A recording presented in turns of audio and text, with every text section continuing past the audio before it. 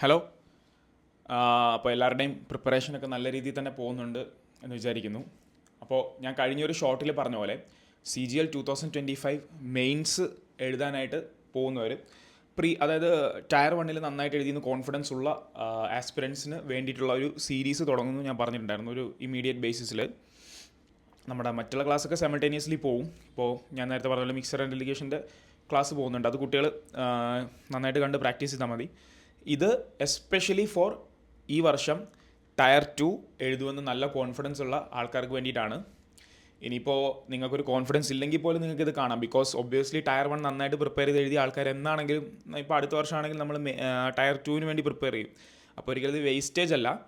പക്ഷേ ഞാൻ പറയാനുള്ള കാരണം എന്ന് വെച്ച് കഴിഞ്ഞാൽ ഇപ്പോൾ ആരെങ്കിലും ബിഗിനേഴ്സ് ഇത് കാണുന്നുണ്ടെങ്കിൽ ഇതിൻ്റെ സ്പീഡ് കുറച്ചുകൂടെ വ്യത്യാസമായിരിക്കും. ഇത് നമ്മൾ മറ്റേ ബേസിക് അരിത്തമാറ്റിക് അല്ലെങ്കിൽ നമ്മൾ ടയർ 1 പഠിപ്പിക്കുന്ന പോലെ വളരെ സ്ലോ ആയിട്ട് കോൺസെപ്ച്വൽ ക്ലിയറൻസിൽ നിന്ന് പോകുന്നില്ല. ബിക്കോസ് ഐ പ്രസ്യൂം ഇത് കാണുന്ന ആസ്പിറൻസ് എന്ന് പറഞ്ഞാൽ ഓൾറെഡി ഒരു ലെവൽ ഓഫ് പ്രിപ്പറേഷൻ ഉള്ള ആൾക്കാരാണെന്ന് പ്രസ്യൂം ചെയ്തിട്ടാണല്ലോ നമ്മൾ ഈ ക്ലാസ്സുകൾ ഇടുന്നത്.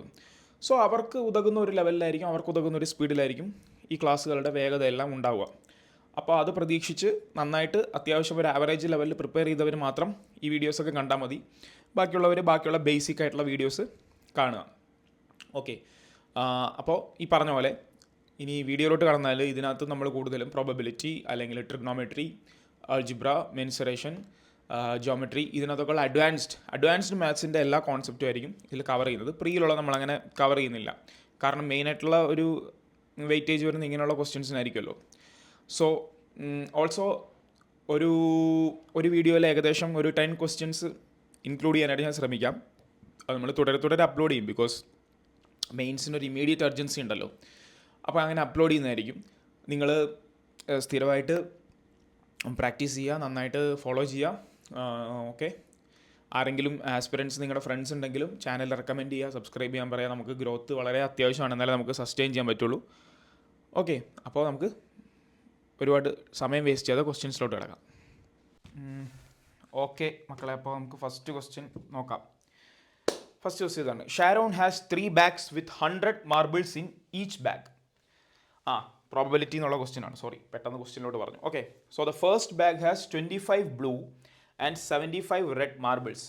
The second bag has 40 blue and 60 red marbles.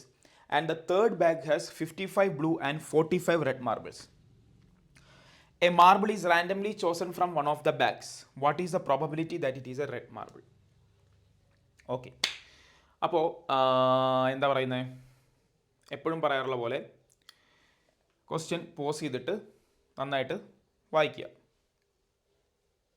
Okay. അപ്പോൾ ഇവിടെ പറഞ്ഞു എന്താ, ഷാരോൻ്റെ കയ്യിൽ 3 ബാഗുണ്ട്. ഈ 3 ബാഗിനെ നമുക്കിങ്ങനെ ഒരു കണ്ടെയ്നർ പോലെ കാണിക്കാം. ഓക്കെ. അപ്പോൾ 3 ബാഗിലും 100 മാർബിൾ വീതമുണ്ട് അല്ലേ? 3 ബാഗിലും 100 മാർബിൾ വീതമുണ്ട്.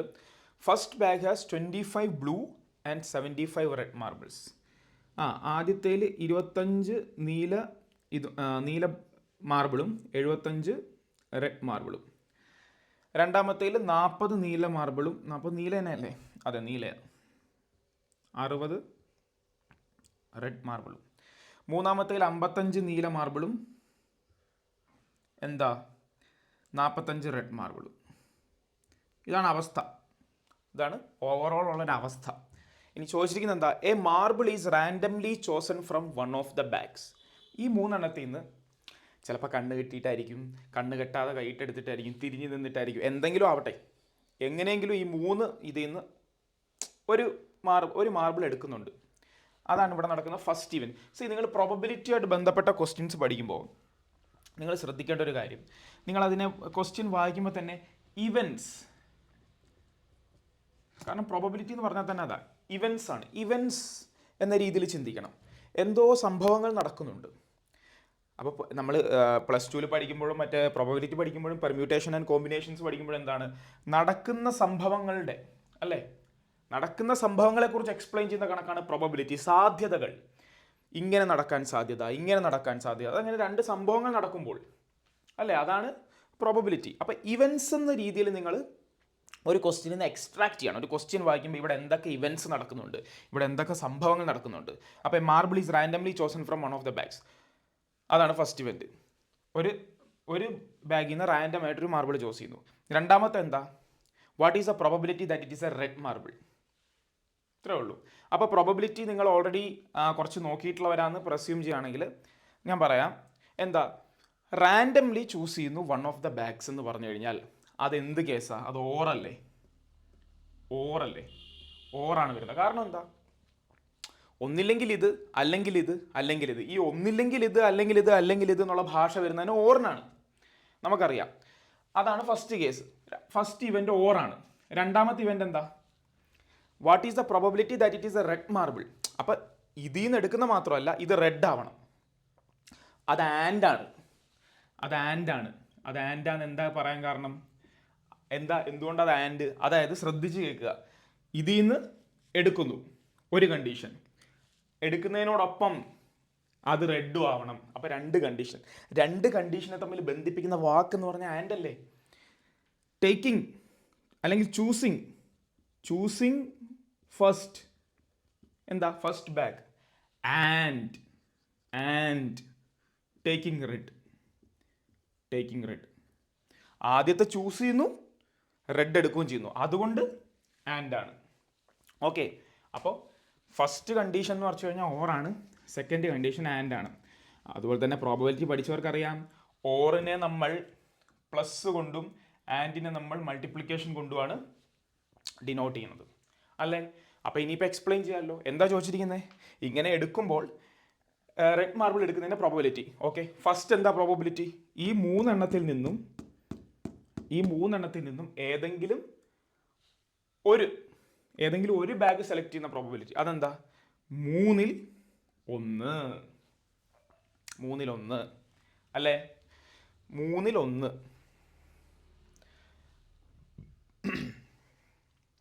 ഓക്കെ, അപ്പോൾ മൂന്നിൽ ഒന്ന്. ഇനിയിപ്പോൾ ഇതാണെന്ന് വിചാരിക്കുക. അപ്പോൾ എന്താ, ആൻഡ് വന്നു. ആൻഡ് വരുമെന്ന മൾട്ടിപ്ലിക്കേഷൻ വരണം. മൂന്നിൽ ഒന്ന് ഇതും ആവണം, അതിന് എന്തും വരണം, റെഡും വരണം. റെഡ് എന്താ, 75 റെഡ് ഉണ്ട്. എത്രയിലാണ് ഉള്ളത്? 75. ടോട്ടൽ 100. കണ്ടോ, ആദ്യത്തെ കേസായി.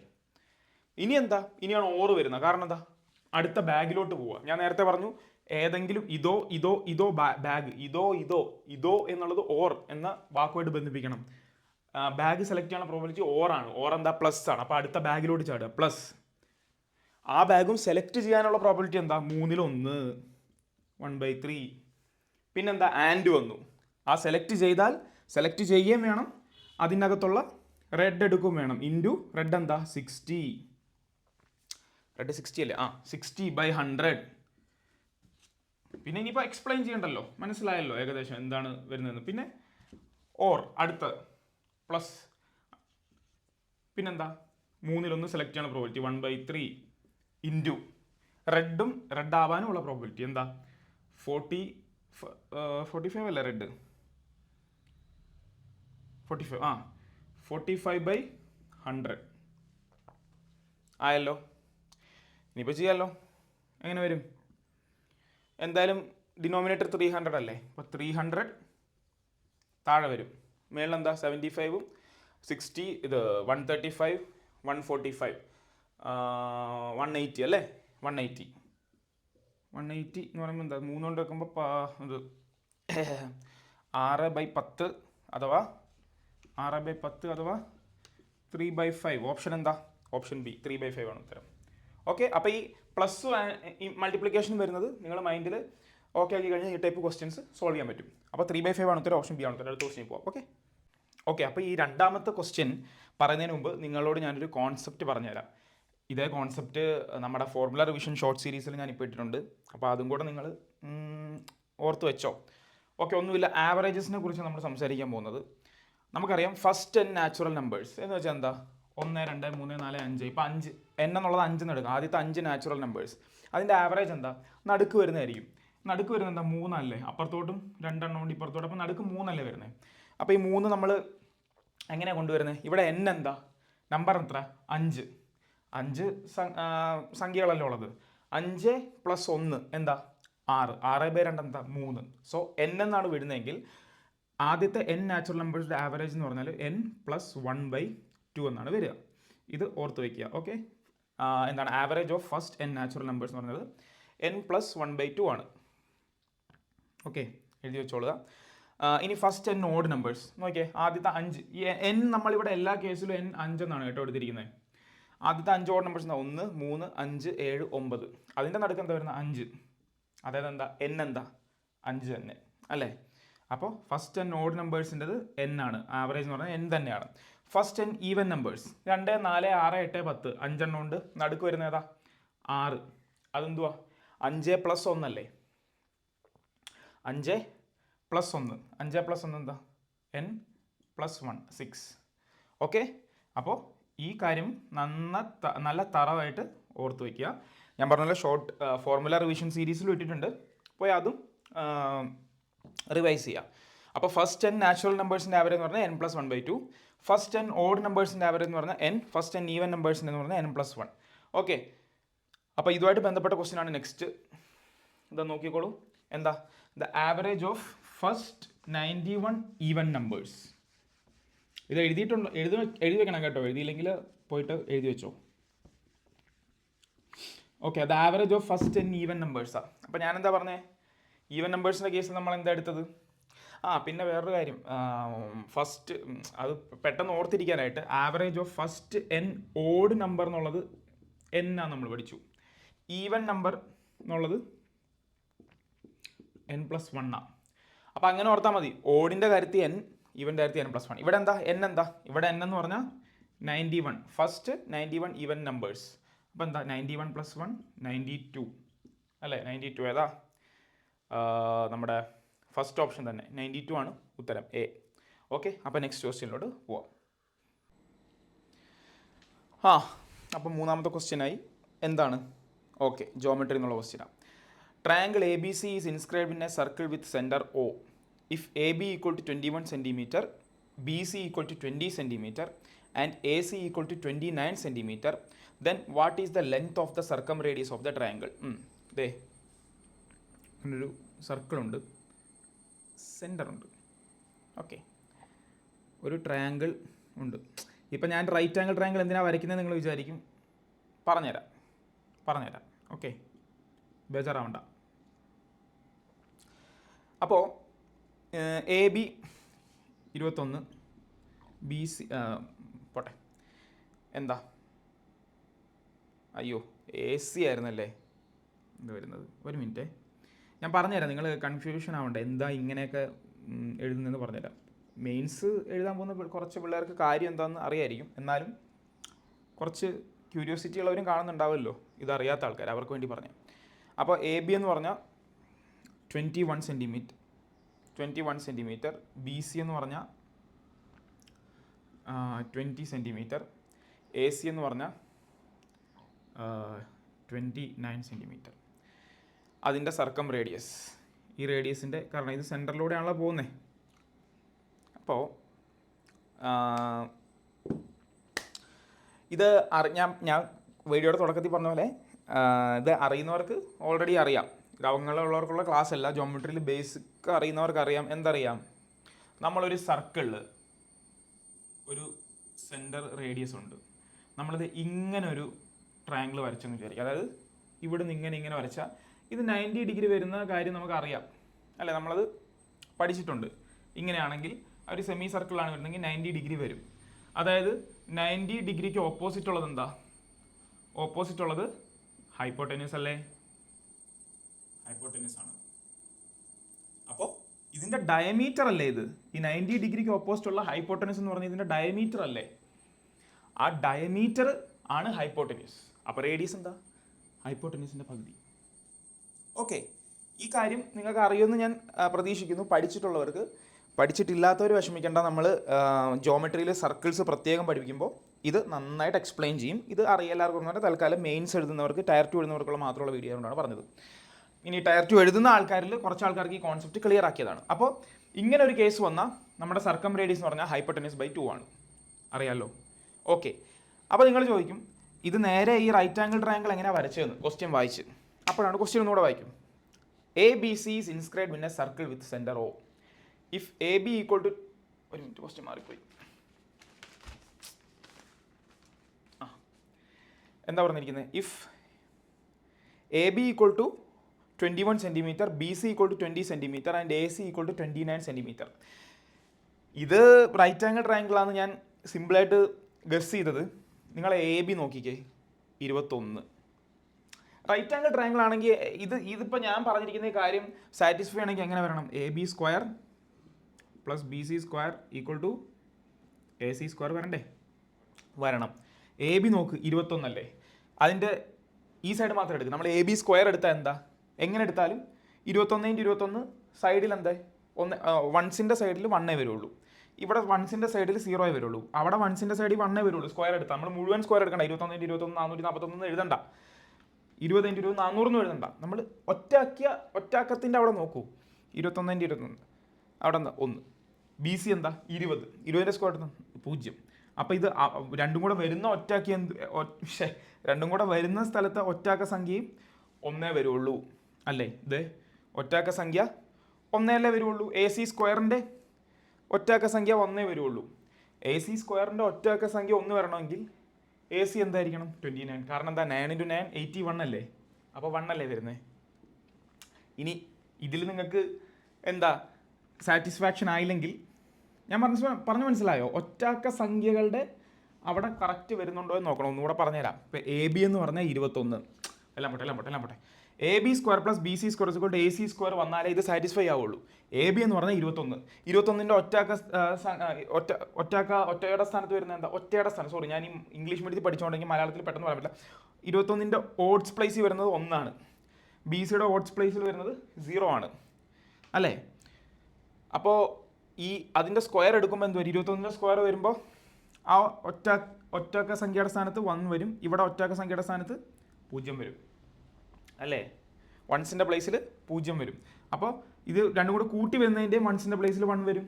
അങ്ങനെ 1 വരണമെങ്കിൽ അത് 29ൻ്റെ സ്ക്വയർ ആയിരിക്കണ്ടേ, കാരണം 9 × 9 29 × 29 നമ്മൾ എഴുതുമ്പോഴല്ലേ അവിടെ 81 വരുമ്പോഴല്ലേ 1 വരുന്നേ അല്ലേ. ഓക്കെ, ഇനി അതുകൊണ്ടാണ് ഞാൻ എന്ത് ചെയ്തത്, ഈ ഒരു പാറ്റേൺ ക്വസ്റ്റ്യനിൽ കണ്ടു. ഈ 3 സൈഡുകളും തമ്മിലുള്ള ഈ ഒരു പാറ്റേൺ ഉണ്ടല്ലോ, 1 0 9. അപ്പോൾ എനിക്ക് തോന്നി ഇത് റൈറ്റ് ആംഗിൾ ട്രയാങ്കിൾ ആയിരിക്കുമെന്ന്. ഇനി അല്ലാന്നുണ്ടെങ്കിൽ തന്നെ നിങ്ങൾ ചിന്തിച്ച് നോക്കിയേ, 21ൻ്റെ സ്ക്വയർ എന്താ, മെയിൻസ് പഠിക്കാൻ പോകുന്നവരാണ്, സ്ക്വയേഴ്സൊക്കെ അറ്റ്ലീസ്റ്റ് ഒരു 30 വരെയൊക്കെ നോക്കി വെക്കണം. ഓക്കെ, 21ൻ്റെ സ്ക്വയർ 441, 20ൻ്റെ സ്ക്വയർ എന്താ 400.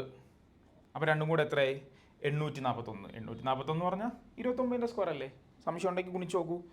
ഓക്കെ, അപ്പോൾ ഇതാണ് കാര്യം എന്ന് മനസ്സിലായി. അതായത് റൈറ്റ് ആംഗിൾ ട്രയാങ്കിളിൻ്റെ സർക്കം റേഡിയസ് ആണ് ചോദിക്കുന്നത്. റൈറ്റ് ആംഗിൾ ട്രയാങ്കിളിൻ്റെ സർക്കം റേഡിയസ് ചോദിച്ചാൽ എന്താണെന്നാണ് ഞാൻ പറഞ്ഞിട്ടുള്ളത്, ഇവിടെ എന്താ നമ്മൾ പറഞ്ഞിട്ടുള്ള ഹൈപ്പോട്ടനസിൻ്റെ പകുതി. അപ്പോൾ ഹൈപ്പോട്ടനസ് എന്താ 29. 29ൻ്റെ പകുതി എന്താ, 28ൻ്റെ പകുതി 14 ആണെങ്കിൽ 29ൻ്റെ പകുതി 14.5.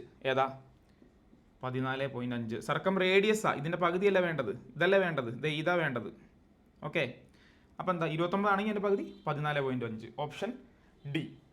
ഓക്കെ, വലിയ കുഴപ്പമൊന്നുമില്ല. ഈ കോൺസെപ്റ്റും ഈ റൈറ്റ് ആംഗിൾ ട്രയാങ്കിൾ വരുന്നതിൻ്റെ ട്രിപ്ലറ്റ് അല്ല, ഈ ഒരു കോൺസെപ്റ്റും കൂടെ അറിഞ്ഞിട്ടുണ്ടെങ്കിൽ നിങ്ങൾക്ക് ഈസി ആയിട്ട് അത് കിട്ടും. ഓക്കെ, നെക്സ്റ്റ് ക്വസ്റ്റ്യൻ ഇപ്പോൾ. ഓക്കെ, അപ്പോൾ നമ്മുടെ ഈ കോൺസെപ്റ്റ് വരുന്നത് നമ്മുടെ 2D ജോമെട്രിയിലാണ്. അപ്പോൾ 2D ജോമെട്രി എല്ലാവരും അത്യാവശ്യം നോക്കിയിട്ടുണ്ടാവുമല്ലോ. അപ്പോൾ നോക്കിയവർക്കറിയാം, നമ്മളെ ഒരു പോയിന്റ് ഉണ്ട്, ഒരു പോയിന്റ് ഇവിടെ ഒരു പോയിന്റ് ഉണ്ട്, വേറൊരു ലൈനുണ്ട്. ഈ പോയിന്റിൽ നിന്ന് ഈ ലൈനിലോട്ടുള്ള ഡിസ്റ്റൻസ് എന്ന് പറഞ്ഞാൽ നമുക്ക് സംശയം തോന്നുന്നത് ഇങ്ങനെയാണോ ഒന്നുമില്ല. ഇപ്പോഴേ മനസ്സിലാക്കിക്കോ, ഒരു പോയിന്റിൽ നിന്ന് ആ ലൈനിലോട്ടുള്ള ഡിസ്റ്റൻസ് പറഞ്ഞാൽ ആ പോയിന്റിൽ നിന്ന് ഈ ലൈനിൽ ോട്ട് മുട്ടിക്കുന്ന ലൈൻ പെർപെൻഡിക്കുലർ ആവുന്ന സ്ഥലം. ഓക്കെ, ഇതാണ് ആ പോയിന്റിൽ നിന്ന് ലൈനിലോട്ടുള്ള ഡിസ്റ്റൻസ്. ഓക്കെ, അത് ഒരു കാര്യം. അതിന് നമുക്ക് തൽക്കാലം ഇങ്ങനെ ഡോട്ടഡ് ആയിട്ട് വെക്കാം. ഈ പോയിന്റ് നമ്മൾ 2D ജോമെട്രിയിൽ എങ്ങനെയാ പറയുക, എക്സ് വൈ എന്നല്ലേ, എക്സ് വൈ എന്നാണ് പറയുക. നമുക്കറിയാം 2D ജോമെട്രി പഠിച്ച ആൾക്കാർക്ക് അറിയാം എന്താണ്, എക്സ് ആക്സിസിൽ എവിടെയാണോ അതും വൈ ആക്സിസിൽ നിന്ന് വരുന്ന എവിടെയാണോ അതും അങ്ങനെയാണ് പറയുന്നത്. അറിയാത്ത കുട്ടികൾ വിഷമിക്കണ്ട, ക്ലാസ് ഉണ്ട് സെപ്പറേറ്റ് 2D ജോമെട്രിക്ക്. ഓക്കെ, അപ്പോൾ അത് പോട്ടെ. അപ്പോൾ എന്താ കാര്യം എന്ന് പറഞ്ഞു കഴിഞ്ഞാൽ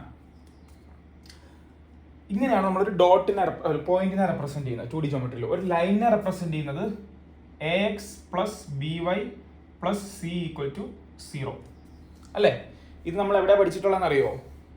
എനിക്ക് തോന്നുന്നു 10ലാണെന്ന് തോന്നുന്നു. 10th ക്ലാസ് NCERT-യിൽ 2D ജോമെട്രിയിൽ ഇതുണ്ട്.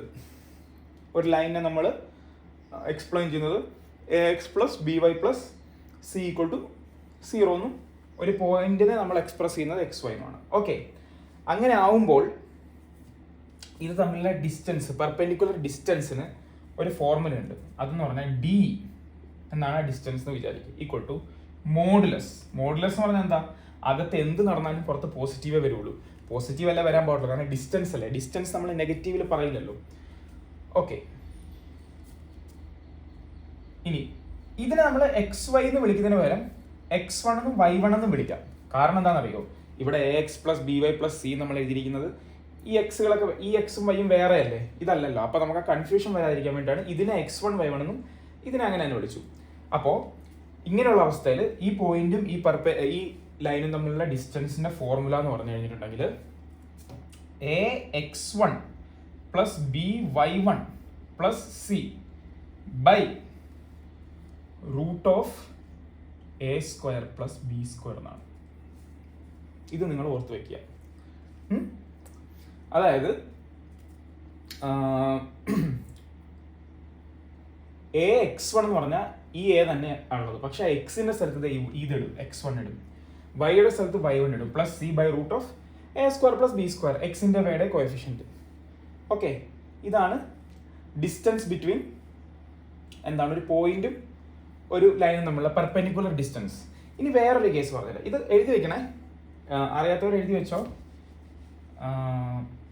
കാരണം ഈ ആപ്ലിക്കേഷൻ വെച്ചിട്ടാണ് നമ്മൾ നെക്സ്റ്റ് ക്വസ്റ്റ്യൻ. ഓക്കെ, എന്തോ ആയിക്കോട്ടെ. ഇനി രണ്ട് പാരലൽ ലൈൻസ്, സമാന്തര രേഖകൾ അല്ലേ മലയാളത്തിൽ പറയുന്നത്, ഉണ്ടെന്ന് വിചാരിക്കുക. ഇത് തമ്മിലുള്ള ഡിസ്റ്റൻസോ? ഇത് തമ്മിലുള്ള ഡിസ്റ്റൻസ് എങ്ങനെ എടുക്കുന്നത്? ഇത് തമ്മിലുള്ള ഈ പെർപെൻഡിക്കുലർ ഡിസ്റ്റൻസ് ഉണ്ടല്ലോ, അത് നമ്മൾ എങ്ങനെ എടുക്കുന്നത്? അപ്പോൾ ഇതേ ചാപ്റ്ററിൽ നമ്മുടെ 2D ജോമെട്രിയിൽ നമുക്കറിയാം, രണ്ട് ലൈൻസ് പാരലൽ ആണെങ്കിൽ AX plus BY plus C1 equal to 0 എന്നും AX plus BY plus C2 equal to 0 എന്നുമാണ് രണ്ട് ലൈൻസ് പാരലൽ ആണെങ്കിൽ. കാരണം എന്താണെന്നറിയോ? A by B equal to നമ്മുടെ അതല്ല. ഓക്കെ, അതിലോട്ടൊന്നും ഞാൻ എക്സ്പ്ലെയിൻ ചെയ്ത് പോകുന്നില്ല, കൺഫ്യൂസ്ഡ് ആക്കുന്നൊന്നുമില്ല. രണ്ട് പാരലൽ ലൈൻസ് തമ്മിൽ AX plus BY plus C1 equal to 0, AX plus BY plus C2 equal to 0 എന്നാണ്. കാരണം ഇതിൽ എക്സിന്റെ കോഎഫിഷ്യന്റും വൈയുടെ കോഎഫിഷ്യന്റും സെയിം ആയിരിക്കും, C1 C2 മാത്രമായിരിക്കും വ്യത്യാസം. അപ്പൊ ഇങ്ങനെ വരുമ്പോൾ രണ്ട് പാരലൽ ലൈൻസ് തമ്മിലുള്ള ഡിസ്റ്റൻസ് D ഈക്വൽ ടു എന്താണ് വരുന്നത്? കുറെ പേർക്ക് അറിയായിരിക്കും, ഒന്ന് ഓർത്ത് നോക്കൂ. C2 മൈനസ് C1 എന്താണ്? രണ്ടാമത്തെ ഏതാണോ വലുത്, കാരണം മോഡുലസ് ഉണ്ടല്ലോ, അതുകൊണ്ട് കാര്യമാകത്തില്ല. C2 കോൺസ്റ്റന്റുകൾ തമ്മിൽ difference by root of A² plus B² തന്നെ. മനസ്സിലായോ? ഇതാണ് കാര്യം, ഇതാണ് രണ്ട് കാര്യങ്ങൾ. ഇതെന്താണ്? ഒരു പോയിന്റും ഒരു ലൈൻ തമ്മിലുള്ള പെർപെൻഡിക്കുലർ ഡിസ്റ്റൻസ്. ഇതെന്താ? രണ്ട് പാരലൽ ലൈൻസ് തമ്മിലുള്ള പെർപെൻഡിക്കുലർ ഡിസ്റ്റൻസ്.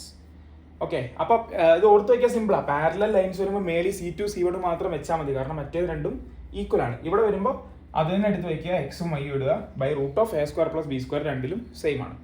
ഇത് നിങ്ങൾ ഓർത്ത് വയ്ക്കുക. അപ്പോൾ ഇത് വെച്ചുള്ളൊരു ക്വസ്റ്റ്യൻ ആണ് വരുന്നത്. എന്താ ചോദിച്ചിരിക്കുന്നത്? ഇഫ് എ സർക്കിൾ, ക്വസ്റ്റ്യൻ നോക്കൂ. If a circle whose centre is 2, 3 touches the line 4x plus 3y minus 7 equal to 0, then the radius of the circle is what? Okay, radius of the circle എന്താണെന്നാണ് ചോദ്യം. Okay, അപ്പൊ ചോദ്യത്തിൽ പറഞ്ഞിരിക്കുന്നത് ഒരു circle ഉണ്ട്, അതിന്റെ centre 2, 3 എന്നാണ്. then it touches the line 4x plus 3y minus 7. അതിന്റെ അർത്ഥം എന്ന് വെച്ചാൽ ഈ സർക്കിൾ എവിടെയോ ഒരു പോയിന്റിൽ എന്താണ്? Touches the line 4x plus 3y minus 0. ഈ പോയിന്റിൽ ഒരു ലൈൻ വരും, അതെന്താ ടാൻജന്റ് എന്നാണ് വിളിക്കുന്നത് അല്ലേ? ആ ലൈൻ എന്താ 4x plus 3y minus 7 equal to 0 ഇതിനെ ടച്ച് ചെയ്യുന്നുണ്ട്. അങ്ങനെയാണെങ്കിൽ സർക്കിളിന്റെ റേഡിയസ് എന്താ ഇവിടെ നിന്ന് ഇങ്ങോട്ടുള്ള ഇവിടെ നിന്ന് ഇങ്ങോട്ടുള്ളത് എപ്പോഴും എന്തായിരിക്കും? അതും നമ്മൾ സർക്കിൾസ് പഠിച്ചിട്ടുണ്ട്. ഒരു ടാൻജന്റും ഒരു സർക്കിളിന്റെ ടാൻജന്റും ആ റേഡിയസും തമ്മിൽ ഉണ്ടാക്കുന്ന ആംഗിൾ എന്തായിരിക്കും? 90 ഡിഗ്രി ആയിരിക്കില്ലേ? ഒരു സർക്കിളിന്റെ റേഡിയസും അതിന്റെ ടാൻജന്റ് തൊടുവരാന്ന് മലയാളത്തിൽ പറയും. അതുണ്ടാകുന്ന ആംഗിൾ എപ്പോഴും 90 ഡിഗ്രി ആയിരിക്കും. അപ്പൊ ഇതെന്താ? ഇതും തമ്മിലുള്ള ഡിസ്റ്റൻസ് അല്ലേ? ഡിസ്റ്റൻസിനെ ഡിഫൈൻ ചെയ്ത് അങ്ങനെയല്ലേ? ഒരു പോയിന്റിൽ നിന്ന് ഒരു ലൈനിലോട്ടുള്ള പെർപെൻഡിക്കുലർ ഡിസ്റ്റൻസ്. അപ്പൊ ഇങ്ങനെ വരുമ്പോൾ ഡിസ്റ്റൻസ് എന്താന്ന് പറഞ്ഞാൽ D equal to mod of എന്താ എന്താ ഇവിടെ 4x എക്സിന്റെ സ്ഥലത്ത് എന്ത് എടുക്കണം? 2 എടുക്കണം. എന്താ ഞാൻ പറഞ്ഞിട്ടില്ലേ? എക്സിന്റെ സ്ഥലത്ത് x1 ഇടണം, 2 ഇടണം. വൈയുടെ സ്ഥലത്ത് 3 ഇടണം. എന്നിട്ട് ഈ ഇക്വേഷനിലോട്ട് ഇട്ടോ.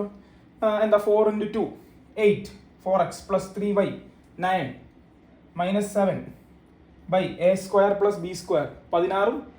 a² എന്താ? a എന്താ 4 16, b എന്താ 3 9 16 9 25. 25ന്റെ root of a² plus b² 5 എന്ന് പറയുമ്പോൾ എന്തായി? മോഡ് 10/5 എന്താണ്? 2 ഈക്വൽ ടു 2 യൂണിറ്റ്സ്. ഏതാ ഓപ്ഷൻ? ഓപ്ഷൻ സി 2 യൂണിറ്റ്സ് ആണ് ഉത്തരം. ഓക്കെ, അടുത്ത ക്വസ്റ്റിന് പോകാം. ഓക്കെ, അപ്പോൾ നമ്മുടെ അടുത്ത കോൺസെപ്റ്റ് മെൻസറേഷനിൽ നിന്നാണ്. നമുക്കൊന്ന് റിവൈസ് ചെയ്യാം. എനിക്കറിയാം എല്ലാവരും പഠിച്ച കാര്യം തന്നെയായിരിക്കും. Pyramid, 2 type pyramid. ഒന്ന് ഇവിടെ ഉണ്ട്, എന്താ സ്ക്വയർ ബേസ്ഡ് ആയിട്ടുള്ള പിരമിഡും ട്രയാങ്കിൾ ബേസ്ഡ് ആയിട്ടുള്ള പിരമിഡും ഒക്കെയാണ് വെച്ചിരിക്കുന്നത്. ഓക്കെ, അപ്പോൾ ഏതൊരു പ്രിസത്തിന്റെയും വോളിയം, ഒരു പ്രിസം എന്ന് പറഞ്ഞാൽ ഇങ്ങനെ നിൽക്കുന്ന ഒരു സ്ട്രക്ചർ ആണ് അല്ലേ? ഇങ്ങനെ നിൽക്കുന്ന ഒരു സ്ട്രക്ചറാണ്. അത് സിലിണ്ടറോ ഇങ്ങനെ ഇതോ എന്തുവോ സിലിണ്ടർ. അതിന്റെ വോളിയം എന്ന് പറഞ്ഞു കഴിഞ്ഞാൽ ബേസ് ഏരിയ ഇൻറ്റു ഹൈറ്റ് ആണ് നമുക്കറിയാം. അതായത് ബേസിൽ സ്ക്വയർ ആണ് അതിന്റെ ഏരിയ ഇൻറ്റു ഹൈറ്റ്. ഇവിടെ ആണെങ്കിൽ സിലിണ്ടർ ആണെങ്കിൽ ബേസിൽ സിലിണ്ടർ അതിന്റെ ഇൻറ്റു ഹൈറ്റ്. ഓക്കെ, ഒരു പിരമിഡ് ആകുമ്പോൾ എന്താ സംഭവിക്കുന്നത്? പിരമിഡ് ഒരു പ്രിസം തന്നെയാണ്, പക്ഷെ എന്താ ഇങ്ങനെ കൂടിപ്പോവും അല്ലേ അതിന്റെ ടോപ്പ്. അപ്പൊ എന്താ അതിന്റെ അർത്ഥം? എന്താ വോളിയം കൂടുകയാണ് കുറയാണ്. ഇങ്ങനെ ഇരുന്ന സാധനം ഇങ്ങനെ ആകുമ്പോൾ കുറയല്ലേ? അപ്പൊ എന്തോരം കുറയുന്നു? 1/3 ആയിട്ട് കുറയുന്നു. അതുകൊണ്ട് വോളിയം ഓഫ് പിരമിഡ് എന്താ? 1/3 into base area into height. നോർമലായിട്ട് പ്രിസത്തിന്റെ വോളിയം എന്താണോ അത്. ഓക്കെ, അപ്പൊ ഈ വോളിയം ഓഫ് പിരമിഡ് 1/3 ആണെന്ന് ഓർക്കാനായിട്ട് നിങ്ങൾ ഈ കൈയുടെ മൂവ്മെന്റ് ഓർത്താൽ മതി. പ്രിസം ഇങ്ങനെ ഇരിക്കുന്നു, അപ്പൊ ഇത്രയും വോളിയം ഉണ്ട്. ഇങ്ങനെ കൂനിപ്പോയപ്പോൾ 1/3 ആയിട്ട് വോളിയം കുറഞ്ഞു. അങ്ങനെ ലൈക്ക് ചിത്രം വരുന്ന രീതിയിൽ ഓർത്താൽ മതി. ഓക്കെ, അപ്പൊ വോളിയം അതാണ്. എഴുതേണ്ടത് എഴുതിക്കോ, മായ്ക്കുവാണ്. വോളിയം അതാണ് ആണല്ലോ. ഓക്കെ, ഇനി ഇതിന്റെ കർവ്ഡ് സർഫസ് ഏരിയ എന്താ? കർവ്ഡ് സർഫസ് ഏരിയ എന്ന് പറഞ്ഞാൽ ബേസ് അല്ലാത്ത എല്ലാം ഇതിന്റെ ആണ്. ഇതിങ്ങനെ ഈ സ്ക്വയർ ബേസ്ഡ് ആയിട്ടുള്ള പിരമിഡിന് എത്ര ഫേസ് ഉണ്ട്? 1 2 3 4. ഈജിപ്തിലും അങ്ങനെയൊക്കെ തന്നെയല്ലേ? എനിക്കറിയില്ല, ഈജിപ്തിൽ എനിക്കറിയില്ല, നിങ്ങൾ തന്നെ പറ. പിരമിഡ് സ്ക്വയർ ബേസ്ഡ് ആയിട്ടുള്ള പിരമിഡിനും 4 ഇതുണ്ട്. അപ്പൊ ഏതാ? ഒരു ട്രയാങ്കിളിന്റെ ഏരിയ എടുത്തിട്ട് 4 വെച്ച് മൾട്ടിപ്ലൈ ചെയ്താൽ പോരെ? മതി, അങ്ങനെ മതി. അപ്പോൾ ഇവിടെ നമുക്ക് ഇങ്ങനെ വിചാരിച്ചേ, ഇതൊരു സ്ക്വയർ ബേസ് അല്ലേ? അപ്പൊ 4 സൈഡ് എന്താ? 4 സൈഡ് എ. അപ്പൊ നമുക്ക് ജനറലി നമ്മൾ ഈ ഒരു ട്രയാങ്കിളിന്റെ മാത്രം ഏരിയ എടുത്തിട്ട് 4 മൾട്ടിപ്ലൈ ചെയ്യുന്നതിന് പകരം നമുക്കൊരു ഫോർമുല പറയാം. അത് ഇങ്ങനെ curved surface area of pyramid എന്നുള്ളത് എങ്ങനെ പറയാം? 1/2 ഇൻറ്റു എന്താ? പെരിമീറ്റർ ഓഫ് ബേസ്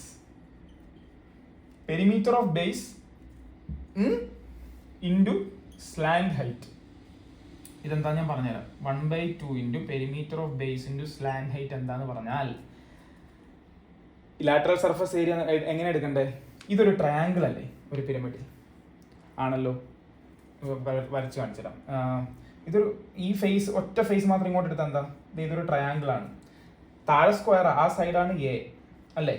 അപ്പൊ ഇതിന്റെ ഏരിയ എന്താ? 1/2 into base into height. Base A, height എന്താ? നമ്മുടെ സ്ലാൻഡ് ഹൈറ്റാ അല്ലേ? സ്ലാൻഡ് ഹൈറ്റ് ആണ്. ഈ ചെരിഞ്ഞ് വീഴുന്ന ഈ സ്ഥലം, അതാണ് സ്ലാൻഡ് ഹൈറ്റ്. അപ്പോ അതാണ് എൽ. അപ്പൊ നമ്മൾ എന്താ ചെയ്യുന്നത്? 1/2 ഇൻറ്റു ബേസ് ഇൻറ്റു എൽ എടുക്കും അല്ലേ? ഒരെണ്ണത്തിന്റെ എടുക്കും. എന്നിട്ട് എത്ര ഫേസ് ഉണ്ട്? അങ്ങനെ 4 ഫേസ് ഉണ്ട്. ഇൻറ്റു 4 എന്ന് പറഞ്ഞാൽ എന്താ? 1/2 ഇൻറ്റു എൽ ഇൻറ്റു 4 എന്നല്ലേ? 4 എന്ന് പറഞ്ഞാൽ എന്തുവാ? സ്ക്വയറിന്റെ പെരിമീറ്റർ തന്നെയല്ലേ? അപ്പൊ അതിന് പകരം half into L into perimeter of base എഴുതിയാൽ പോരെ, അതാണ് ഉദ്ദേശിച്ചത്. അപ്പോൾ ഇതൊന്ന് എഴുതി വെച്ചേക്കുക, curved surface area half into perimeter of base into slant height. അപ്പോൾ അങ്ങനെ നമുക്ക് ജനറലി പറയാം. ഓക്കെ, പിന്നെ നമ്മൾ എന്താ പറയണ്ടേ, total surface area. Total surface area പിന്നെ എന്താ, ലാറ്ററൽ സർഫസ് ഏരിയ മുഴുവനുണ്ട്, ടോട്ടൽ സർഫസ് ഏരിയ എളുപ്പമല്ലേ, എന്താ curved surface area plus lateral surface area. Okay, അപ്പോൾ അതും എഴുതി വയ്ക്കുക. ടോട്ടൽ സർഫസ് ഏരിയ എന്ന് വെച്ച് കഴിഞ്ഞാൽ curved surface area, total surface area എന്ന് പറഞ്ഞു കഴിഞ്ഞാൽ CSA plus lateral surface area. Sorry curved surface area എന്ന് പറഞ്ഞാൽ ഇത് തന്നെ, ലാറ്ററൽ സർഫസ് ഏരിയ തന്നെ ഉദ്ദേശിക്കുന്നത് കേട്ടോ. അപ്പോൾ ടോട്ടൽ സർഫസ് ഏരിയ എന്ന് വെച്ചാൽ curved surface area plus base area. ഇതും ബേസ് ഏരിയ, ഇവിടെ ആണെങ്കിൽ അങ്ങനെ ബേസ് ഏരിയ. ഓക്കെ, അപ്പോൾ ഇതിനകത്ത് നമ്മൾ നേരത്തെ പറഞ്ഞു curved surface area equal to 1/2 into perimeter into slant height എന്ന് പറഞ്ഞു. അപ്പോൾ ഈ കേസിലും സ്ലാൻഡ് ഹൈറ്റ് കണ്ടുപിടിക്കുന്നത് എങ്ങനെയാണെന്ന് പറഞ്ഞുതരാം. ഓക്കെ, സ്ലാൻഡ് ഹൈറ്റ് കണ്ടുപിടിക്കുന്നത് എങ്ങനെയാണെന്ന് പറഞ്ഞുതരാം. ഇപ്പോൾ സ്ക്വയറിൻ്റെ കേസിൽ നോക്കിയേ, ശ്രദ്ധിച്ച് ഇങ്ങോട്ട് നോക്കുക, ഇതല്ലേ സ്ലാൻഡ് ഹൈറ്റ്, ആണ്. ഇതെന്താ ഹൈറ്റാ, അപ്പോൾ ഇവിടെ 90 ഡിഗ്രിയാണ് വരുന്നത് അല്ലേ. ഇതെന്ന് പറഞ്ഞാൽ ഈ സ്ക്വയറിൻ്റെ മിഡ് പോയിന്റ് എന്ന് പറഞ്ഞാൽ ഇത് A ആണെങ്കിൽ ഇതിൻ്റെ മിഡ് പോയിന്റ് എന്തായിരിക്കും, A/2 ആയിരിക്കും. അപ്പോൾ ഈ താഴത്തത് A/2, ഇത് ഹൈറ്റ്, ഇത് മൊത്തത്തിൽ പൈതഗോറസ് ട്രയാങ്കിൾ. ഇങ്ങനെ അത് പുറത്തോട്ട് എടുത്ത് ഇങ്ങനെ വെച്ച് കഴിഞ്ഞാൽ ഇത് സ്ലാൻഡ് ഹൈറ്റ് വരും, ഇത് A/2 വരും, ഇത് ഹൈറ്റ് വരും. അപ്പോൾ സ്ലാൻഡ് ഹൈറ്റ് എന്താ, √(h² plus A/2 the whole square അല്ലെങ്കിൽ A²/5 എന്ന് വരും. സ്ലാൻഡ് ഹൈറ്റ് ഇതിൻ്റെ കേസിൽ അങ്ങനെയാണ് കണ്ടുപിടിക്കുന്നത്. അത് പ്രത്യേകിച്ച് പറയേണ്ട കാര്യമൊന്നുമില്ല, ലോജിക്കലായിട്ട് ചിന്തിക്കുന്നവർക്ക് അത് മനസ്സിലാവും അല്ലേ. ഓക്കെ, ഇനി ട്രയാങ്കുലർ ബേസ് ഉള്ള പ്രിസത്തിൻ്റെ കാര്യത്തിൽ വരികയാണെങ്കിൽ നിങ്ങൾ ശ്രദ്ധിക്കേണ്ടത്, ഇത് ഈക്വലാറ്റർ ട്രയാങ്കിൾ അല്ലേ. അപ്പോൾ ഇതെന്താ ഇത് സെൻട്രോയിഡാ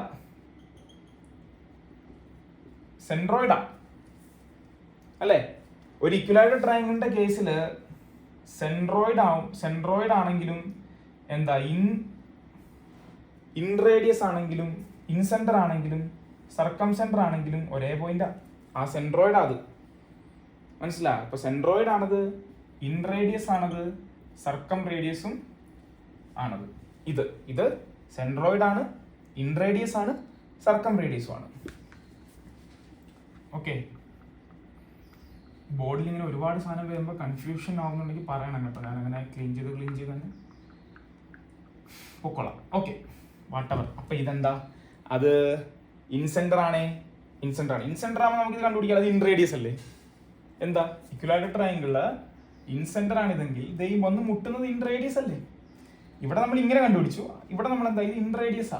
സോറി രണ്ടും കറക്റ്റാ, ഇൻ റേഡിയസാ അല്ലേ. അപ്പോ ഇൻ റേഡിയസ് ആവുമ്പോ എന്താ ഇക്വലാറ്റർ ട്രയാങ്കിൾ ഇൻ റേഡിയസ് എന്താ, സൈഡ് ബൈ 2√3 അല്ലേ. സൈഡ് ബൈ 2√3 അല്ലേ ഇൻ റേഡിയസ്. ആ അവസാനം ഇട്ട ഷോർട്ട് ഫോർമുല റിവിഷന്റെ ഇമ്പോർട്ടൻസ് വരുന്നുണ്ടോ, പെട്ടെന്ന് ഓർക്കുമ്പോൾ വരത്തില്ല, പക്ഷെ നന്നായിട്ട് പഠിച്ചവർക്ക് ഓർമ്മ വരും. ഇക്വലാറ്റർ ട്രയാങ്കിളിൽ ഇൻ റേഡിയസ് എന്ന് പറഞ്ഞാൽ A/2√3 ആണെന്നും സർക്കം റേഡിയസ് A/√3 ആണെന്നും ഞാൻ പറഞ്ഞില്ലായിരുന്നു. അപ്പോൾ A/2√3 ആണ് ഇൻ റേഡിയസ്. ഓക്കെ, അതിൻ്റെ അർത്ഥം എന്താ, ഇത് A/2√3, ഇത് H, ഇത് L. അപ്പോൾ ഈ ട്രയാങ്കിള് ഇങ്ങോട്ടെടുത്ത് വെച്ചാൽ എങ്ങനെ ഉണ്ടാവും, നേരത്തെ പോലെ. താഴെയുള്ളത് എന്താ, താഴെയുള്ള ഇങ്ങോട്ട് എഴുതുകയാണ് ക്ലിയർ ആവാൻ വേണ്ടി, A/2√3, ഇത് H, ഇത് L. അപ്പൊ L എങ്ങനെ കണ്ടുപിടിക്കും, √A/2√3 ദ ഹോൾ സ്ക്വയർ എന്ന് പറയുമ്പോൾ എന്താ, A²/2 2ന്റെ സ്ക്വയർ 4, √3യുടെ സ്ക്വയർ 3, 3 4 12, A/12 പ്ലസ് H². ഈ A/2√3 ഹോൾ സ്ക്വയർ ആണ് കേട്ടോ A/12 എന്ന് എഴുതിയത്, അത് നിങ്ങൾ വിചാരിക്കുന്നുണ്ട്. അപ്പോൾ രണ്ട് കേസിലും സ്ലാൻഡ് ഹൈറ്റ് കണ്ടുപിടിക്കുന്നത് എങ്ങനെയാണെന്ന് നിങ്ങൾക്ക് മനസ്സിലായില്ലേ. അപ്പോൾ ഇങ്ങനെയാണ് സ്ലാൻഡ് ഹൈറ്റ് കണ്ടുപിടിക്കുന്നത്. ഇതാണ് മൊത്തത്തിൽ പിരമിഡുമായിട്ട് ബന്ധപ്പെട്ട കാര്യം. ഇനി ക്വസ്റ്റ്യനിലോട്ട് പോവാം. ക്വസ്റ്റ്യൻ നോക്കൂ. The base of a right pyramid, right പിരമിഡാ, okay. The base of a right pyramid is a square of side 10 centimeter. Square ആണ് ഷോർട്ട്. √3 ഇതൊന്നും ഇടണ്ട സ്ലാൻഡിന് വേണ്ടിയിട്ട് അല്ലേ. ഓക്കെ, സോ അപ്പോൾ the base of a right pyramid is a square of side 10 centimeter. Okay, അപ്പോൾ base എന്താ? Base എന്ന് പറഞ്ഞാൽ 10 സെന്റിമീറ്റർ. സ്ക്വയറാ, സ്ക്വയർ ആയിട്ട് നിൽക്കുന്നതാ എന്ന് വിചാരിച്ചോ. ഇഫ് ഇറ്റ്സ് ഹൈറ്റ് ഈസ്, ഹൈറ്റും 10 സെന്റിമീറ്ററാണ്. ഓക്കെ, സബാഷ്, ഹൈറ്റും 10 സെന്റിമീറ്ററാണ്. Then the area of its lateral surface, lateral surface ഇത്രയും വരുന്നതിൻ്റെ ഈ ചുറ്റുമുള്ള ഏരിയ ആണ് ചോദിക്കുന്നത്. അപ്പോൾ നേരത്തെ ലാറ്ററൽ സർഫസ് അല്ലെങ്കിൽ കർവ് സർഫസിൻ്റെ ഞാൻ പറഞ്ഞു എന്താ, കർവ്ഡ് സർഫസ് ഏരിയ അല്ലെങ്കിൽ ലാറ്ററൽ സർഫസ് എന്ന് വെച്ചാൽ half into perimeter of base into height, into slant height, sorry slant height എന്ന് ഞാൻ പറഞ്ഞു. ഈ ഹൈറ്റ് എടുക്കരുത് കേട്ടോ, നമ്മൾ ഇതിൻ്റെ അല്ലേ എടുക്കുന്നത്, ഈ അകത്ത ഹൈറ്റ് അല്ലല്ലോ നമ്മൾ എടുക്കുന്നത്, സ്ലാൻഡ് ഹൈറ്റ് അല്ലേ എടുക്കുന്നത്, സ്ലാൻഡ് ഹൈറ്റ്. ഓക്കെ, അപ്പൊ പെരിമീറ്റർ ഓഫ് ബേസ് എന്ത് വരും? പെരിമീറ്റർ ഓഫ് ബേസ് എന്താ? 40, 1/2 ഇൻറ്റു 40 ഇൻറ്റു സ്ലാൻഡ് ഹൈറ്റ് എന്താ? സ്ലാൻഡ് ഹൈറ്റ് നേരത്തെ ഞാൻ പറഞ്ഞു L equal to √a/2 the whole square. എന്താ a/2? എന്താ a/2? 5 അല്ലേ, 10/2 5 ഹോൾ സ്ക്വയർ പ്ലസ് ഹൈറ്റിന്റെ സ്ക്വയർ 100. എന്തായി? √125 ആയില്ലേ. ഇനി ഓപ്ഷൻസിലോട്ടൊന്ന് കണ്ടുപിടിക്കണം. ഇങ്ങനെ വരുമ്പോൾ നോക്കിയാൽ ഓപ്ഷൻസിൽ 100, √5 പ്ലസ് 11, 50 അപ്പോൾ റൂട്ടിൽ നിന്ന് പുറത്തെടുക്കുന്നുണ്ട്, √5 വരുന്നുണ്ട്. അപ്പോൾ ഇതെങ്ങനെ 125 എന്ന് പറഞ്ഞാൽ എന്താ? 125 പ്രാവശ്യം അല്ലേ, അല്ലേ, സോറി 25 പ്രാവശ്യം അല്ലേ, 25 ഇൻറ്റു 5 അല്ലേ. അപ്പോൾ എന്താ 5√5 എന്ന് എഴുതി കൂടെ? √125നെ 5√5 എന്ന് എഴുതാം അല്ലേ. അപ്പോൾ L കിട്ടി 5√5. അപ്പോൾ എന്താ ഇതും വെട്ടിയ 20 ഇൻറ്റു 5√5 എന്താ? 100√5. ഉത്തരത്തിലില്ലേ ഓപ്ഷൻ ഡി 100√5. മനസ്സിലായല്ലോ. അപ്പോൾ ഈ കോൺസെപ്റ്റുകളൊക്കെ ഒന്നുകൂടി ഓർത്ത് വയ്ക്കുക. എന്തൊക്കെയാണ് നമ്മൾ പറഞ്ഞത്? ഇത് തന്നെ പിരമിഡിന്റെ വോള്യൂം എന്ന് പറഞ്ഞു കഴിഞ്ഞാൽ 1/3 ബേസ് ഏരിയ ഇൻറ്റു ഹൈറ്റ് ആണ്. പിരമിഡിന്റെ സ്ലാൻഡ് ഹൈറ്റ് സ്ക്വയറിൽ കണ്ടുപിടിക്കുമ്പോൾ എന്താണ്? സ്ക്വയർ ഒന്നുകൂടെ ജസ്റ്റ് പറയാണ്, സ്ക്വയർ ആയിട്ടുള്ള പിരമിഡിൽ എന്താ, അങ്ങനെയൊക്കെ അഡ്ജസ്റ്റ് ചെയ്ത് വരയ്ക്കുക കേട്ടോ. സ്ക്വയർ ആയിട്ടുള്ള പിരമിഡിൽ കണ്ടുപിടിക്കുമ്പോൾ പിരമിഡിന്റെ സ്ലാൻഡ് ഹൈറ്റ് ഇത് എന്ന് പറഞ്ഞു കഴിഞ്ഞാൽ, ഈ സ്ലാൻഡ് ഹൈറ്റ് എന്ന് പറഞ്ഞു കഴിഞ്ഞാൽ ഇവിടെ വരുന്നത് അതെന്താ? ഈ സാധനം ഈ നടുക്ക് ഇങ്ങോട്ട് വരുന്നത് എന്താ? a/2 അല്ലേ. ഇത് a ആണെങ്കിൽ, എല്ലാ സൈഡും a ആണെങ്കിൽ a/2 the whole square plus ഇതിന്റെ ഹൈറ്റ് h². ഇനി അത് ട്രയാങ്കുലർ ആയിരുന്നെങ്കിൽ ഞാൻ പറഞ്ഞു വരയ്ക്കേണ്ട കാര്യമില്ലല്ലോ. എന്താ? സെൻട്രോയിഡ് ആണ്. അപ്പോൾ a/2 എന്നുള്ളത് അവിടെ എന്തോ a/√3 a/2√3 the whole square plus h² എന്നാവും. ആ രീതിയിൽ കണ്ടുപിടിച്ചിട്ട് നിങ്ങൾക്ക് പ്രോബ്ലംസ് സോൾവ് ചെയ്യാം. ഓക്കെ, നെക്സ്റ്റ് ക്വസ്റ്റ്യൻ പോകും. ഓക്കെ, അപ്പോൾ നെക്സ്റ്റ് വീണ്ടും നമ്മൾ പ്രോബബിലിറ്റിയിലോട്ടാണ്. ബൈനോമിയൽ ഡിസ്ട്രിബ്യൂഷൻ കുറേ പേര് കേട്ടിട്ടുണ്ടാവും, ഈ ഫോർമുലയും കണ്ടിട്ടുണ്ടാവും. ഈ ഫോർമുല എന്ന് പറഞ്ഞാൽ ഒന്നുമില്ല, പ്രോബബിലിറ്റി, ഒരു ഇവൻറ്റിൻ്റെ പ്രോബബിലിറ്റിയാണ്. ഇതിൽ പി എന്ന് പറഞ്ഞാൽ അത് എന്താണ്? പ്രോബബിലിറ്റി ഓഫ് സക്സസ് ആണ്. ഈ n ഉണ്ടല്ലോ, n എന്ന് പറഞ്ഞാൽ അറ്റംസ്, എത്ര പ്രാവശ്യമാണ് നമുക്ക് എന്താണ്, എത്ര ട്രയലാണ് നമുക്കുള്ളത്, എത്ര അറ്റംസ് ആണുള്ളത്, അല്ലെങ്കിൽ എത്ര പ്രാവശ്യം സംഭവിക്കുന്നുണ്ട്. എക്സ് എന്ന് പറഞ്ഞു കഴിഞ്ഞാൽ സക്സസിൻ്റെ എണ്ണമാണ്. മനസ്സിലായോ? നമ്പർ എക്സ്പ്ലെയിൻ ചെയ്യാം, ഒരു എക്സാമ്പിൾ വെച്ച് എക്സ്പ്ലെയിൻ ചെയ്യുമ്പോൾ നമുക്ക് മനസ്സിലാവും. ക്യൂ എന്ന് പറഞ്ഞു കഴിഞ്ഞാൽ തോൽവി, ഫെയിലിയറിൻ്റെ പ്രോബബിലിറ്റിയുമാണ്. കാരണം ഒരു പ്രത്യേക ടൈപ്പ് സക്സസിനെ കുറിച്ച് പറയുമ്പോൾ അവിടെ സക്സസ്സും പറയണം, ആ സക്സസ് അല്ലാത്തതും പറയണം. സക്സസ് അല്ലാത്തത് എന്താ? തോൽവിയാണ്. അതുകൊണ്ടാണ് തോൽവിയുടെ ഫാക്ടർ ഉള്ളത്. ഓക്കെ, ഇപ്പോൾ ഈ ഈ ഫോർമുല ഓർമ്മയില്ലാതെ തന്നെ ഈ പ്രോബ്ലം ചെയ്യാൻ നമുക്ക് ഇതൊരു സിമ്പിൾ രീതിയിൽ മനസ്സിലാക്കിയാൽ മതി. ആ മനസ്സിലാക്കേണ്ട സിമ്പിൾ രീതി എന്ന് പറഞ്ഞാൽ, നിങ്ങളൊരു ഫ്ലവർ ഷോയ്ക്കോ അല്ലെങ്കിൽ ഒരു ഇവൻറ്റിനോ പോകുന്നു വിചാരിക്കുക. അവിടെ ഒരു ഗെയിം ഉണ്ട്. നമുക്കറിയാം ഇങ്ങനെ ഒരു ടാർഗറ്റ് ഉണ്ട്. നമുക്കറിയാമല്ലോ ഇങ്ങനെ റിങ് എറിയുന്ന കളി.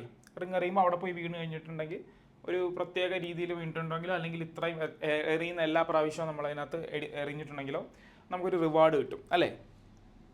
ഓക്കെ, അപ്പോൾ ഇവിടെ എനിക്ക് 5 അറ്റംപ്റ്റ് ഉണ്ടെന്ന് പറ. ഈ കടക്കാരൻ എന്നോട് പറഞ്ഞു, അല്ല ഈ ഗെയിമിൻ്റെ ഓണർ പറഞ്ഞു 1 2 3 4 5 എനിക്ക് അങ്ങനെ 5 അറ്റംപ്റ്റ് തന്നിട്ടുണ്ട്.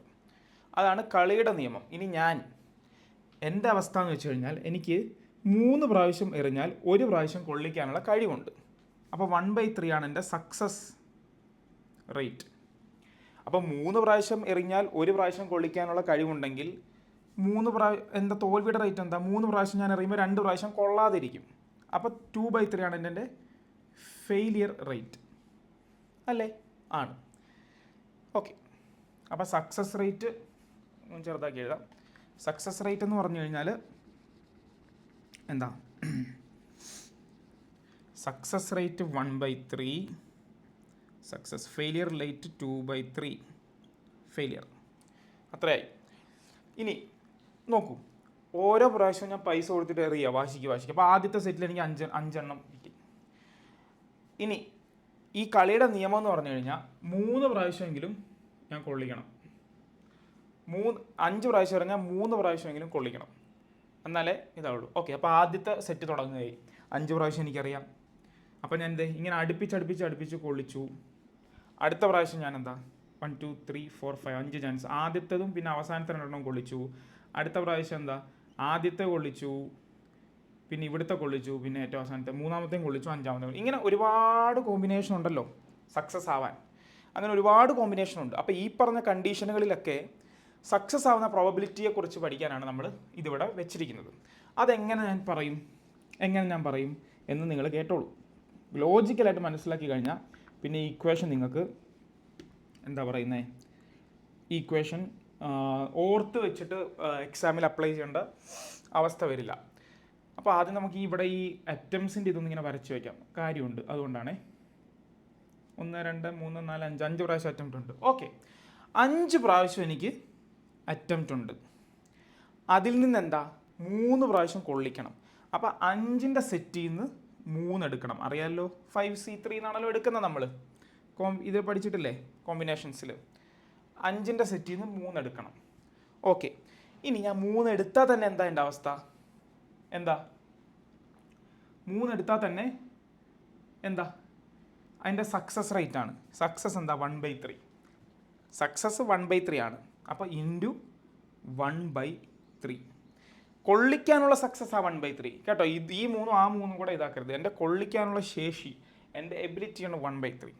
അത് എത്ര പ്രാവശ്യം ഉണ്ട്? 1 2 3. അത് ഇങ്ങനെ പല ഇത് വരാം. എന്തായാലും 3 പ്രാവശ്യം ഉണ്ട്. അപ്പോൾ ഇതിനെന്ത് ചെയ്യും? Into 1/3 into 1/3. അപ്പോൾ അത് raised to the power of 3 അല്ലേ? ഇപ്പോൾ ഇത്രയും സക്സസ് ആയി.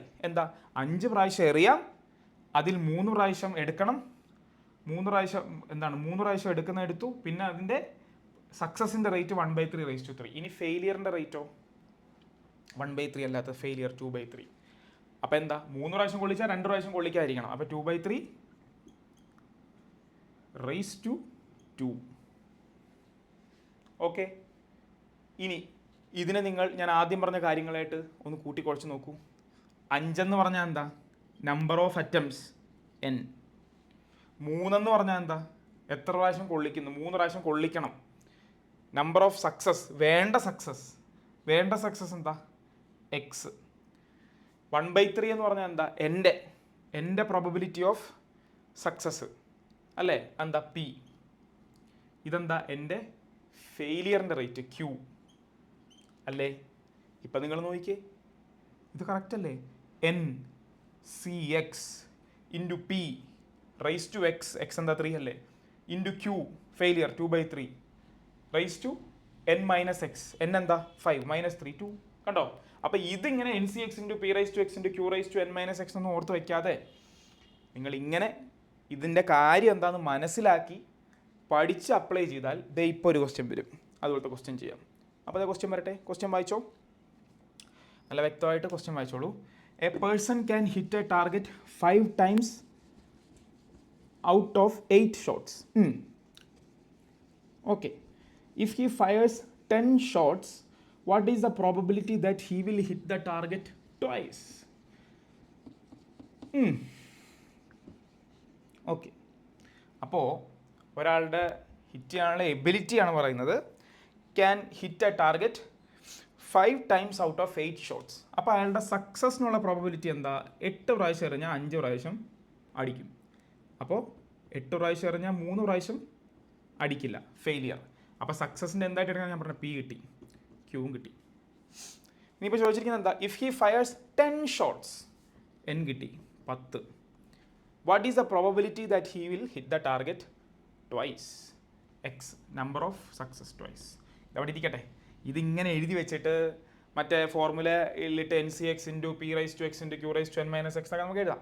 അതവിടെ ഇരിക്കട്ടെ. നമുക്ക് ലോജിക്കലായിട്ടുള്ള രീതിയിൽ അത് മനസ്സിലാക്കാം. എന്താ പറഞ്ഞിട്ടുള്ളത്? 10 പ്രാവശ്യം ഫയർ ചെയ്യാനുള്ള അനുമതിയുണ്ട്. അതിൽ തന്നെ 2 പ്രാവശ്യം എന്താ കൊള്ളിക്കണം. എൻ്റെ കൊള്ളിക്കാനുള്ള ശേഷി എന്താ? 5/8. 8 പ്രാവശ്യം ഷൂട്ട് ചെയ്താൽ 5 പ്രാവശ്യം കൊള്ളിക്കാനുള്ള ശേഷിയുണ്ട്. അത് പക്ഷേ എന്താ, 2 പ്രാവശ്യത്തേക്ക് മതി. 2 പ്രാവശ്യം കൊള്ളിച്ചാൽ മതി. ഇപ്പം സക്സസിൻ്റെ ആയി. ഇനി കൊള്ളിക്കാതിരിക്കാനുള്ളതോ? കൊള്ളിക്കാനിരിക്കാനുള്ളത് 3/8. അപ്പോൾ 10 പ്രാവശ്യത്തിൽ 2 പ്രാവശ്യം കൊള്ളിക്കാമെങ്കിൽ 10 പ്രാവശ്യത്തിൽ 8 പ്രാവശ്യം കൊള്ളിക്കാതിരിക്കേണ്ടതിൻ്റെ പവർ 3/8. മനസ്സിലായോ? ഇത്രയേ ഉള്ളൂ കാര്യം. ഈ 10c2 എന്ന് പറഞ്ഞാൽ എന്താ? 10 factorial by 2 factorial into 10 minus 2 അല്ലേ ഫാക്ടോറിയൽ. അപ്പോൾ എന്താ? 2 ഫാക്ടോറിയൽ ഇൻറ്റു 8 ഫാക്ടോറിയൽ എന്ന് പറഞ്ഞാൽ എന്താ? 8 ഫാക്ടോറിയൽ 10 ഫാക്ടോറിയലിനകത്ത് തന്നെ 8 ഫാക്ടോറിയൽ ഇല്ലേ? അപ്പോൾ എന്ത് പറ്റും? 10 into 9 into 8 factorial by 2 factorial into 8 factorial. അപ്പോൾ 8 ഫാക്ടോറിയൽ പോകും. അപ്പോൾ എന്ത് വരും? 10 ഇൻറ്റു 9/2. എന്താണ്? 10 2 പോകും, 5 ഇൻറ്റു 9 ഇത് 45 വരും. അപ്പോൾ ഇത് 45 ആണ്. ഓക്കെ, ഇതെന്താ വന്നത്? 45. ഇനി അടുത്തത് എക്സ്പാൻഡ് ചെയ്യുന്നതിന് മുമ്പ് നിങ്ങൾ ഓപ്ഷൻസിലോട്ട് നോക്കിയാൽ ഓപ്ഷൻസ് എന്താ? ഓപ്ഷൻസിൽ എല്ലാത്തിലും ഒരു ഡിനോമിനേറ്ററിൽ 8/10 ഉണ്ട്. കണ്ടോ? 8/10 ഉണ്ട്. അപ്പോൾ താഴെ 8/10 നിൽക്കത്തില്ലേ? എങ്ങനെ നിൽക്കും? കാരണം എന്താ? 8/2 into 8/8. a/n into a/b, a/n+b അല്ലെങ്കിൽ n/a ഇൻറ്റു n/b, n/a+b എന്നുള്ള രീതിയിൽ എന്താ? 8/2 ഇൻറ്റു 8/8. അപ്പോൾ 8/10 വരും. മേളിൽ എന്താ? 5/2 എന്താ? 25. 3/8 അതുപോലെ എഴുതാം. കാരണം എന്താ? നോക്ക്, ഓപ്ഷൻസിൽ നോക്ക്, എല്ലാത്തിലും 3/8 ഇല്ല ന്യൂമറേറ്ററിൽ. അപ്പോൾ നമുക്ക് പണി കുറഞ്ഞു. അപ്പോൾ ഇവിടെ താഴെ എന്ത് വരും എന്ന് പറഞ്ഞു? 8/10. അപ്പോൾ എന്ത് വരും? 45 ഇൻറ്റു 25. 45 into 25 into 3/8/8/10. അപ്പോൾ 45 ഇൻറ്റു 25 മാത്രം കണ്ടുപിടിച്ചാൽ മതി. കണ്ടുപിടിക്കൂ, ചെയ്യൂ. ഞാൻ ചെയ്യുന്ന നോക്കി നിൽക്കണ്ട. ആ കണക്കൂട്ടാനുള്ള എബിലിറ്റീസ് ഒക്കെ വരട്ടെ. അപ്പോൾ എല്ലാവരും എല്ലാ ദിവസവും ഈ പറഞ്ഞ പോലെ മൾട്ടിപ്ലിക്കേഷൻ ഡിവിഷനൊക്കെ പ്രാക്ടീസ് ചെയ്തുകൊണ്ടിരിക്കണം കേട്ടോ. നമുക്ക് പരീക്ഷ എടുക്കുമ്പോഴത്തേക്ക് സ്പീഡ് കൂടണം. അപ്പോൾ 45 ഇൻറ്റു 25 എന്താ? 5 ഇൻറ്റു 5 25, 22, 10, 9, 5, 2, 11, 1, 1, 2, 5 ഇൻറ്റു 3/8 1125 ഇൻറ്റു 3/8/8/10. ഏതാ ഓപ്ഷൻ? Option B. നോക്കിയേ, 1125 ഇൻറ്റു 3/8/8/10. മനസ്സിലായോ? അപ്പോൾ ഇതാണ് ഈ ഇക്വേഷൻ പഠിച്ചു വയ്ക്കാതെ ഈ രീതിയിൽ നമ്മൾ ഓർത്ത് ചെയ്താലുള്ള ഗുണം. സാമ്പിളാണ്, നമ്മൾ 2-3 ഇങ്ങനെ പ്രാക്ടീസ് ചെയ്യുമ്പോൾ കിട്ടും. ഇതാണ് മെയിൻസിൽ വന്ന ക്വസ്റ്റ്യനായത്. മെയിൻസിൽ വരുന്ന ഒരു വളരെ high ലെവലായിട്ടുള്ള പ്രോബബിലിറ്റിയുടെ ക്വസ്റ്റ്യനാണിത്.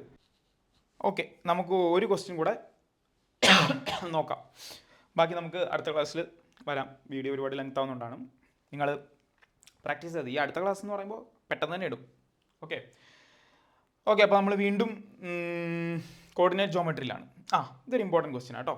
The area of the quadrilateral with vertices A -3 1, B -1 4, C 3 2, D 1 -2 is എന്താണെന്നാണ് ചോദ്യം. അപ്പോൾ നമുക്ക് ഇതാ ഇപ്പോൾ ഇവിടെ നമ്മൾക്കിങ്ങനെ ഒരു കോർഡിനേറ്റ്സ് ഉണ്ടെന്ന് വിചാരിക്കും, അല്ല ഒരു 2 ഡയമെൻഷണൽ പ്ലെയിൻ അല്ലേ ഉണ്ടെന്ന് വിചാരിക്കും. നമുക്ക് ഇവിടെ ഒരു ട്രയാങ്കിൾ ഉണ്ട്. ഇതിനിപ്പോൾ ഇങ്ങനെ ഈ പറഞ്ഞ പോലെ കുറച്ച് വെർട്ടീസസ് ഉണ്ട്. x1 y1 x2 y2 x3 y3 അങ്ങനെ. ഇതിൻ്റെ ഏരിയ നമ്മൾ എങ്ങനെ കണ്ടുപിടിക്കുന്നത് ചോദിച്ചാൽ, നമ്മൾ ഇതിൻ്റെ ഒരു പോയിൻ്റില്ലേ, ഒരു പോയിൻറ്റിനെ നമ്മളിത് ഇവിടെ കൊണ്ടുവരണം. എന്ന് പറഞ്ഞാൽ എന്താ, ഈ ട്രയാങ്കിളെ നമ്മളിങ്ങനെ ലിറ്ററലി നീക്കി, ഒരു മിനിറ്റ്, ഈ ട്രയാങ്കിളെ ലിറ്ററലി നീക്കിതേ ഇവിടെ കൊണ്ടുവയ്ക്കുന്ന പോലെ. അതായത് ഈ പോയിൻറ്റിനെ എന്താക്കും, 0 0 ആക്കും. അപ്പോൾ ഈ പോയിൻറ്റിനെ ഇവിടെ കൊണ്ട് 0 0 ആക്കുമ്പോൾ ഇത് മാറില്ലേ, മാറും. അതെങ്ങനെ മാറും, എങ്ങനെ മാറും, ഈ പോയിന്റിൽ നിന്ന് എത്രയാണോ കുറഞ്ഞത് അത് തന്നെ ഇതിൽ നിന്നും കുറയ്ക്കണം, എക്സും വൈയും. മനസ്സിലായോ? അതിനാണ് ഷിഫ്റ്റിംഗ് എന്ന് പറയുന്നത്. ഓക്കെ, അപ്പോൾ മനസ്സിലായല്ലോ. കാരണം എക്സും വൈ1 എത്രയാണോ കുറയുന്നത് അത്രയും തന്നെ ഇവിടുന്ന് കുറച്ചാൽ മതി. അപ്പോൾ എന്തിനാ നിങ്ങൾ ചോദിക്കും, ക്വാഡ്രിലേറ്ററൽ അല്ലേ പറഞ്ഞിരിക്കുന്നത്, എന്തിനാ ട്രയാങ്കിളിൻ്റെ ഏരിയയുടെ കാര്യം പറഞ്ഞതെന്ന് ചോദിക്കും. അവിടെയാണ് കാര്യം. ക്വാഡ്രിലേറ്ററൽ എന്ന് പറഞ്ഞാൽ എന്താ, ഇങ്ങനല്ലേ, ഇങ്ങനൊരു ഇതല്ലേ, ഇങ്ങനൊരു ഫിഗർ അല്ലേ. ഇതിനെ ഒരു ഡയഗണൽ വെച്ച് ഇതാക്കി എന്തായി, 2 ട്രയാങ്കിൾ ആയില്ലേ, 2 ട്രയാങ്കിൾ ആയില്ലേ, ആയി. ഇതിൻ്റെ എല്ലാ കോർഡിനേറ്റ്സും നമുക്ക് തന്നിട്ടില്ലേ, കോർഡിനേറ്റ്സ് തന്നിട്ടില്ലേ, തന്നിട്ടുണ്ട്. ഇതേ ട്രയാങ്കിളിന് പകരം, ഒരു മിനിറ്റ്, ഇതേ ട്രയാങ്കിളിന് പകരം ഇവിടെ ഒരു ക്വാഡ്രിലേറ്ററൽ ആയിരുന്നു എന്ന് വിചാരിക്കൂ. ഇതേ ട്രയാങ്കിളിന് പകരം ഇവിടെ ഒരു ക്വാഡ്രിലേറ്ററൽ ആയിരുന്നെങ്കിലും ഇതേ ഇവിടെ കൊണ്ട് വെച്ച് കഴിഞ്ഞാൽ ആ 2 ട്രയാങ്കിളെ ഇവിടെ ഷിഫ്റ്റ് ചെയ്ത 2 ട്രയാങ്കിളിനെ അല്ലേ ഇങ്ങോട്ട് ഷിഫ്റ്റ് ചെയ്യുന്നത്, 2 ട്രയാങ്കിളിനെ അല്ലേ ഷിഫ്റ്റ് ചെയ്യുന്നത്. ഏത്, ഈ കോമൺ പോയിന്റ്, ഈ കോമൺ പോയിന്റ് ഞാൻ ഇവിടെ 0 0 ആക്കി വെച്ചാൽ ആ ട്രയാങ്കിളിനെ തന്നെ അല്ലേ ഇങ്ങോട്ട് ഷിഫ്റ്റ് ചെയ്യുന്നത്.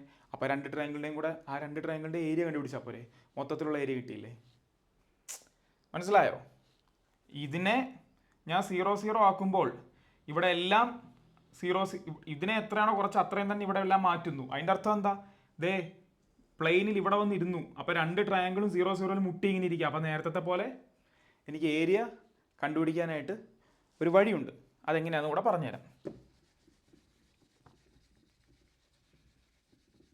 അത് ആദ്യം ഷിഫ്റ്റ് ചെയ്യുക. ചോദ്യം എടുത്തേ, the area of the quadrilateral with vertices A എന്താ പറഞ്ഞിരിക്കുന്നത്, -3 1, ബി -1 4, സി 3 2, ഡി 1 -2 അല്ലേ, ഈ 17 സ്ക്വയർ യൂണിറ്റ്സ്. അപ്പോൾ ഇത് ഇങ്ങനെയാണെന്ന് വിചാരിക്കുക, ഇങ്ങനെയാണ്. എങ്ങനെ വരയ്ക്കാം, ഇങ്ങനെയാണ്. അപ്പോൾ ഇതിനൊരു ഡയഗണലാക്കി വരച്ചു. ഇതിനെ ഞാൻ 0 എടുത്ത് കൊണ്ടുവരാൻ വിചാരിക്കുക, ഇതിനെ 0 എടുത്ത് കൊണ്ടുവരണം. അപ്പോൾ ഈ പോയിന്റ് നമുക്ക് അത് സി ആണ് ഇതെന്ന് വിചാരിക്കാം, ഇത് സി ആ എന്ന് വിചാരിക്കാം. അപ്പോൾ 3 2 അല്ലേ, അപ്പോൾ അതിനെ 0 0 ആക്കി, 0 0 ആക്കി. 0 0 ആക്കുന്നത് എങ്ങനെയാണ്, എക്സ് ആക്സിസിൽ നിന്ന് 3 കുറയ്ക്കണം, വൈ ആക്സിസിൽ നിന്ന് 2 കുറയ്ക്കണം അല്ലേ. അതെ. അപ്പോൾ നമ്മൾ ഇതുപോലെ ബി, ഇവിടെ ബി ആണെന്ന് വിചാരിക്കും, ബിയിൽ നിന്നും എക്സ് ആക്സിസിൽ നിന്ന് 3 കുറയ്ക്കുന്നു. എക്സ് ആക്സിസ് എന്താ, -1, -1 -3 എന്ന് പറയുമ്പോൾ എന്താ, -4. വൈ ആക്സിസിൽ നിന്ന് എത്ര കുറയ്ക്കേണ്ട, 2. അപ്പോൾ എന്തായി, 4 ൽ നിന്ന് 2 2. അതുപോലെ തന്നെ എയുടെ അവസ്ഥ എന്താ, -3 -1 അല്ലേ, -3ൽ നിന്ന് -3 പോയാൽ എന്താ, -6. ബി 1ൽ നിന്ന് 2 പോയാൽ -1. ഇവിടെ എന്താ,